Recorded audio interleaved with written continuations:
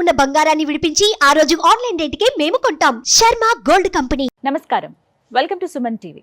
నేను గీతాంజలి. శ్రీమాత్రే నమః. అమ్మవారి అనుగ్రహం పొందడం అంత సులువైన విషయం కాదు అంటారు చాలామంది. మనలో చాలామందికి అమ్మ మమ్మల్ని అనుగ్రహిస్తే బాగుండు, ఏం చేయాలనే తపన ఉంటుంది. కానీ అందరికీ సాధ్యమయ్యే విషయమే కాదు, దానికి ప్రత్యేకంగా కొన్ని మార్గాలు ఉన్నాయి అని అంటున్నారు శ్రీ శ్రీ శ్రీ ఆదిత్య పరాశ్రీ స్వామివారు. గురుగారు నమస్కారం అండి. నమస్తే. రుద్రాక్ష ధరిస్తారంటారు కదా, దానివల్ల లాభాలు ఏంటి గురుగారు? రుద్రాక్షలో ఉన్నటువంటి ఒక అద్భుతమైన శక్తి తరంగాలు ఏంటంటే, ఈ జగతిలో శివుడి యొక్క కేంద్రకంగా వచ్చే ఎనర్జీస్ అంతా కూడా రిసీవ్ చేసుకోవడానికి ఒకే ఐటమ్ ఉంది, అది రుద్రాక్ష. శివుని తరపు నుంచి, అంటే శివుడు ఉండే పొజిషన్ ఏదైతే ఉందో, కైలాసం అంటాం కదా, శివ చైతన్య తరంగాలను రిసీవ్ చేసుకునేటటువంటి కెపాసిటీ ఒక రుద్రాక్షలోనే ఉన్నది. శివతత్వం దేనికి ఉపయోగపడునో తెలుసునా? ఆత్మ సంరక్షణ, నీ యొక్క సౌల్ యొక్క సెక్యూరిటీ అండ్ సేఫ్టీ. రుద్రాక్ష ధరించిన వాళ్లకు 99% హార్ట్ అటాకులు రావు, గుండె పేలిపోదు, గుండె బద్దలవ్వదు, గట్టిగా ఉంటుంది. సెకండ్ వచ్చేసి, ఇప్పుడు ఉన్నటువంటి వైజ్ఞానిక మూలాలను అనుసరించి, టెక్నాలజీని అనుసరించి బీపీ కానీ, షుగర్ లెవెల్స్ కానీ, పల్స్ రేట్ కానీ కంట్రోల్లో ఉంటాయి. రెండవది, ఆలోచన నియంత్రణను పొందుతాడు, మానసిక ప్రశాంతత. దేన్ని ఎలా వాడాలో అలా వాడుతాడు, దేన్ని ఎలా పరిగణించాలో అలా పరిగణిస్తాడు, తనను తాను నియంత్రించుకుంటాడు, సమాజాన్ని నియంత్రిస్తాడు. అందుకే రుద్రాక్ష సాక్షాత్తు శివస్వరూపం, శాంత స్వాభావికం అలవరుతుంది. ప్రతి ఒక్కరూ రుద్రాక్ష ధరించాలి. రుద్రాక్ష ధరించాలనుకున్న వాళ్ళు మద్యం సేవించకూడదు, మాంసభక్షణ చేయకూడదు.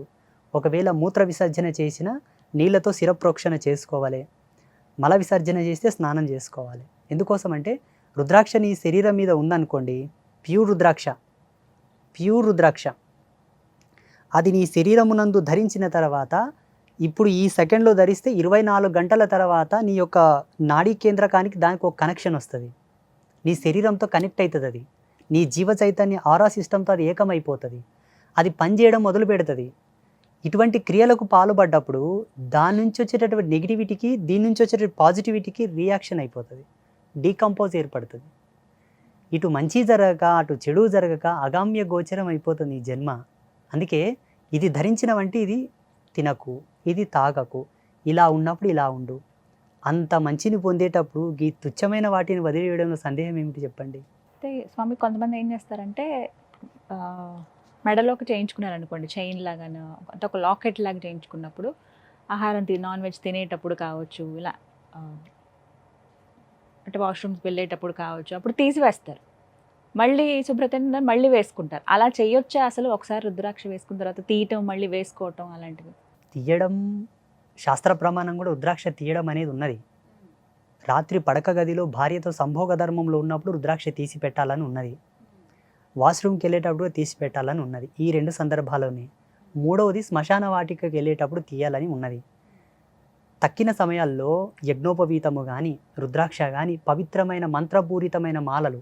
ఇప్పుడు ఈ గవ్వలు నాకు కంఠహారములు, ఈ గవ్వలు ఎప్పుడు నేను తీయను, ఉపమాలలు తీస్తూ ఉంటాను. ఇది నా కంఠహారం, ఇందులో నా మంత్రానుష్ఠాన శక్తి ఉన్నది. సాంప్రదాయకమైన నా పీఠ పరంపరను అనుసరించిన మాల, మంత్రమహీమాల, దీన్ని తీయను. అన్య సమయమునందు నాన్ వెజ్ తింటాడు తీస్తా, తర్వాత కేసుకుంటా అంటే ఇది ఆడంబరం అవుతుంది, ఆటవికం అవుతుంది, కానీ సాంప్రదాయకం కాదు. నువ్వు ఆ పూటకు తీసి మళ్ళీ వేసుకున్నప్పుడు తిన్నది ఎక్కడ ఉంటుంది? కడుపులోనే ఉంటుంది కదా. దాని అవశేషాలు ఎక్కడ ఇముడుతాయి? నాడుల్లోనే ఇముడుతాయి కదా. దాని నుంచి వచ్చేటటువంటి ఎనర్జీస్ ఎక్కడ రిలీజ్ అవుతాయి? మనకు ప్రతి సెకండ్కి, ప్రతి నిమిషానికి శరీరం నుంచి ఎంతో అంతర్భూతమైనటువంటి వాయు విచ్ఛేదనలు జరుగుతూ ఉంటాయి. ఈ రోమాల పోటీ మన కంటికి కనిపించవు, దౌర్భాగ్యం. ఈ ఏసీ ఆఫ్ చేస్తే చెమట వస్తుంది చూడు, అప్పుడు కనిపిస్తుంది మనకి ఇక్కడ నుంచి ఏదో వస్తుందని, ప్రవాహకం ఉందని. అట్లా వచ్చేటటువంటి ఎనర్జీకి ఈ రుద్రాక్ష నుంచి వచ్చే శక్తి తరంగానికి ఎదురవుతుంది, పడదు, పొంతన కుదరదు. అందుకే తినకూడదు. ఈ నియమాలు ఖచ్చితంగా 100% ఉండాలి. ఆహార నియమాలు పాటించాలి, రుద్రాక్ష కంపల్సరీ పాటించాలి. అట్ ద సేమ్ రిజల్ట్ తులసిమాల వల్ల కూడా వస్తుంది. తులసిమాల వల్ల కూడా సేమ్ రిజల్ట్, రుద్రాక్ష వల్ల కూడా సేమ్ రిజల్ట్. ఈ రెండింటికన్నా 1,000,000 రెట్లు రిజల్ట్ ఈ గవ్వ వల్ల వస్తుంది. దీనివల్ల ఇంకా అద్భుతమైన ఎనర్జీస్ రిలీజ్ అవుతాయి. అసలు మానవుడు తన మేధస్సుతో, తన యొక్క జ్ఞానంతో కొలవలేని ఎనర్జీస్ దీనివల్ల వస్తాయి. ఇది మా తపస్సులో నేను 6 నెలలు తపస్సు చేసి తెలుసుకున్నాను, ధరించాను. నిజంగా ఈ మధ్య చేతబడి అదే బ్లాక్ మ్యాజిక్ ఇలాంటివి అంటున్నారు, నిజంగా ఉన్నాయా? అది ఒక డిఫరెంట్ టైప్ బాణామతి చొల్లంగి ఏదో టైప్స్ ఆఫ్ చేతబడులు అంటున్నారు, నిజంగా ఉన్నాయా? 100% ఉంది. అంటే ఇలా ఇప్పుడు ఒక మనిషిని ఏమంటారు ఏదో వసం చేసుకోవాలనుకుంటారు, ఇంకోటి అదే మరుగు మందు ఇలాంటి టాపిక్స్ అంటారు, నిజంగా అవి వర్కౌట్ అవుతాయా? కెమికల్ రియాక్షన్ అది. ఇప్పుడు డాక్టర్లు కూడా వేరే ఏదైనా ఇయరాని డ్రగ్ మనకి ఇస్తే మనకు రియాక్షన్ అవుతలేదా? అట్ ద సేమ్ పసురులు ఉన్నాయి, చాలా ఉన్నాయి. మనిషిని ఆరోగ్యవంతంగా చేయొచ్చు, అనారోగ్యంగా చేయొచ్చు, మరణం కూడా చేయొచ్చు. ఇప్పుడు పుట్టినవి కాదు కదా, అనాది కాలంగా అప్పుడు పాతకాలం నుంచి వచ్చినవి ఇవి. ఇప్పుడు గోళీలు మందులు ఇవి ఉన్నాయి వల్ల, అప్పుడు అవి లేవు. పసర్లతోనే ఏదైనా చేసేవాళ్ళు కదా, అప్పుడు మరుగు మందులు మరల మందులు అప్పటి నుండి ఉన్నాయి. ఇవి చేతబడులు అంటారా? చేతబడులు ఉన్నాయి, అవి పనిచేస్తాయి, చేసేవాళ్ళు కూడా ఉన్నారు, చేయవచ్చు, చేయించవచ్చు అనేక రకాలుగా. లేవు అనడానికి ఆప్షన్ ఏముంది చెప్పు? చేతబడులు లేవు అనడానికి ఆప్షన్ ఏముంది చెప్పు?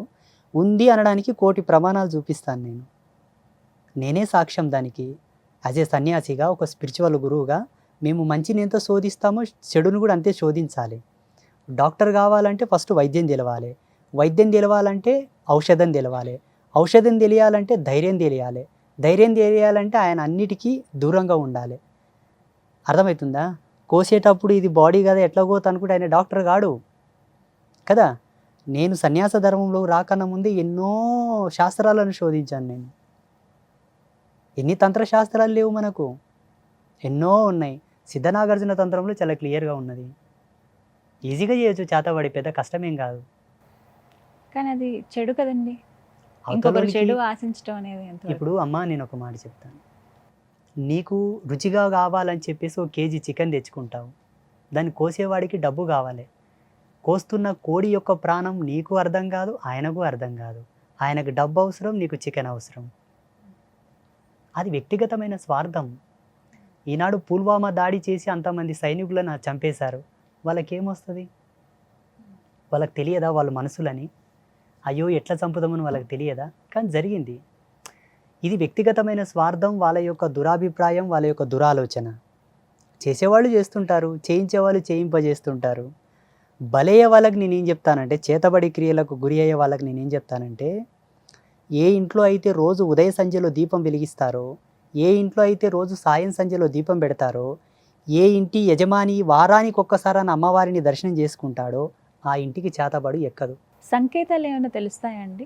సంకేతాలు అంటే చూడమ్మా, ఎన్ని ఔషధాలు వాడినా ప్రభావం చూపనప్పుడు, మెడిసినల్ ప్రభావం మన బాడీ మీద పడనప్పుడు, డాక్టర్లు కూడా గ్యారంటీ ఇవ్వనప్పుడు, మేము మా వరకు ప్రయత్నం చేస్తున్నామండి ఇంకా బాగా అవ్వట్లేదు అన్నారనుకోండి, సంథింగ్ ఈజ్ రాంగ్. కుటుంబంలో కొన్ని అనూహ్యమైన సంఘటనలు జరుగుతూ ఉంటాయి. అటువంటప్పుడు విజ్ఞానవంతులైనటువంటి గురువులను కలవాలి. విజ్ఞానవంతులు, శాస్త్ర అధ్యాయం మీద పట్టున్న వాళ్ళు, మంత్ర సామ్రాజ్యం మీద పట్టున్న వాళ్ళని కలవాలి.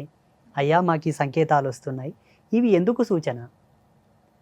ఈయన అడిగినట్లు పితృదోషాల, ఆయన అడిగినట్టు చేతబడుల, ఇంకొక అతను అడిగినట్టు పెద్దలు చేసిన పాపకర్మముల, తను చేసుకున్న పాపకర్మముల.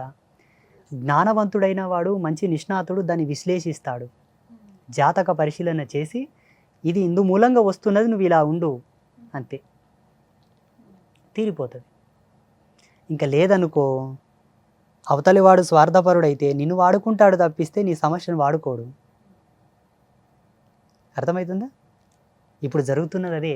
అలా జరగడం బట్టే ప్రతి ఒక్కరు ఇప్పుడు ప్రశ్నిస్తున్నారు మాలాంటి వాళ్ళని, ఏమీ లాభం అయ్యా మీ నుంచి సమాజంకి అంటున్నారు. డైరెక్ట్ లైవ్లో మమ్మల్ని, మీ నుండి ఏం లాభం సమాజంకి అంటున్నారు.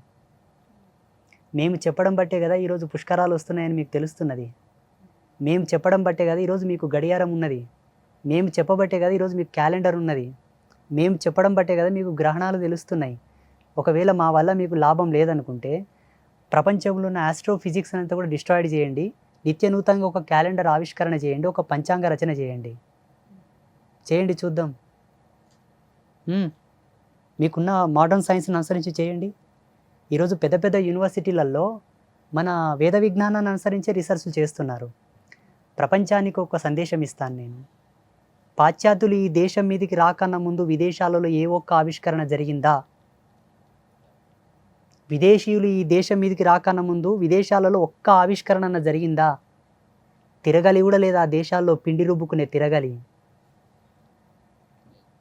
కూడా లేదు ఆ దేశాల్లో, తెలుసా? ఈ దేశం మీదకి వచ్చి ఇక్కడున్న కళాఖండములను, ఇక్కడున్న ధర్మశాస్త్రాలను, వేద విజ్ఞానాన్ని తీసుకెళ్ళిన తర్వాత వాళ్ళు రీసెర్చ్ చేసుకొని అన్ని ఆవిష్కరణలు చేశారు. ఇక్కడ ఎందుకు కాలేదు గురూజీ అంటే ఇక్కడ దౌర్భాగ్యాలు చాలా ఉన్నాయి. 500 సంవత్సరాలు సుదీర్ఘంగా ఏడ్చినటువంటి మాలాంటి తాపసుల యొక్క ఆవేదనకు నిదర్శనంగా అయోధ్యలో రామాలయం కట్టించిన పుణ్యాత్మను ఓడగొట్టారు ఇప్పుడు ఉన్నటువంటి వాళ్ళు, ఇక్కడ ఉన్నోళ్ళు. ఇటువంటి దౌర్భాగ్యులు ఉన్నంత వరకు ఇక్కడ ఏ ఆవిష్కరణలు జరగవు, ఉన్నవే కూలగొట్టేస్తారు. ఇంకా అర్థమవుతుందా? అది సాధువుల వల్ల ఈ దేశానికి ఏ లాభం లేకపోవచ్చు, ఒక లాభం ఉన్నది, మానవుని పరివర్తనలోకి తీసుకొచ్చేది మేమే. నేను సన్యాసిని అయిన తర్వాత ఎంతోమందిని వ్యసన విముక్తుల్ని చేశాను, ఎంతోమందిని ఆల్కహాల్ నుంచి దూరం తీసుకొచ్చాను, ఎంతోమందిని ధర్మం వైపు నడిపిస్తున్నాను, జ్ఞానం వైపు నడిపిస్తున్నాను. నడవని వాళ్ళ పరిస్థితి ఏంటి? ఈరోజు మా పీఠానికి ఎంతోమంది వచ్చి అమ్మా, నన్ను చాలామంది అమ్మ అంటారు, అమ్మవారిలాగా అంటారు, స్వామీజీ కూడా అంటారు, గురూజీ కూడా అంటారు. మా ఆయన మద్యంకి బానిసై రోజు వచ్చి తాగి నన్ను కొట్లో కొడుతున్నాడు అంటారు. ఇప్పుడు ఎవరు బాగా చేయాలి ఆయనని? వైద్య రంగంలో మద్యం బంద్ చేయడానికి ఏ ఔషధాలు లేవు, ట్రీట్మెంట్ లేదు. మాకున్న స్పిరిచువల్ ఎనర్జీ నుంచే వాళ్ళని అవాయిడ్ చేసి బయటికి తీసుకొస్తాం, చాలామందిని తెచ్చాం. మాలాంటి వాళ్ళం ఉన్నాము కాబట్టి అక్కడక్కడ ఇంకొంతవరకు మంచిగా ఉందేమో అనుకుంటాను.